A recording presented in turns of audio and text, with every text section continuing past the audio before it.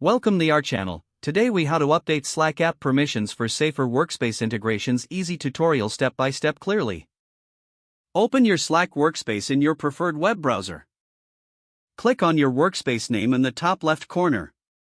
Select Administration from the drop-down menu. From the next options, choose Manage Apps. You will see a list of all installed apps in your workspace. Locate the app for which you want to update permissions. Click on the app's name to access its settings. In the App Settings, find the Permissions tab or section. Review the current permissions granted to that app. Identify any permissions that seem excessive or unnecessary. To edit permissions, click on the Edit or Modify button.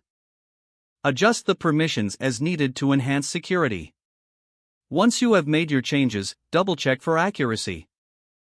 Click the Save Changes button to apply your updates. If prompted, confirm your decision to change permissions. Consider repeating these steps for other apps in your workspace. By managing app permissions regularly, you help protect your workspace. Always keep security in mind when adding new integrations.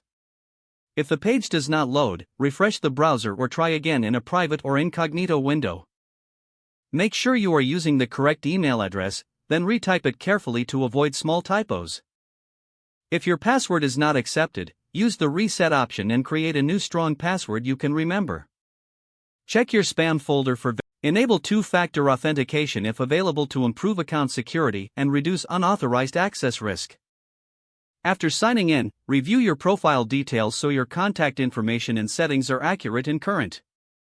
If you see an error message, note it down and try again after restarting your device and internet connection. Log out when you finish, especially on shared devices, to keep your account and payment information secure. If the page does not load, refresh the browser or try again in a private or incognito window. Make sure you are using the correct email address, then retype it carefully to avoid small typos. If your password is not accepted, use the reset option and create a new strong password you can remember. Don't forget to like this video and subscribe to our channel for more step-by-step tech guides.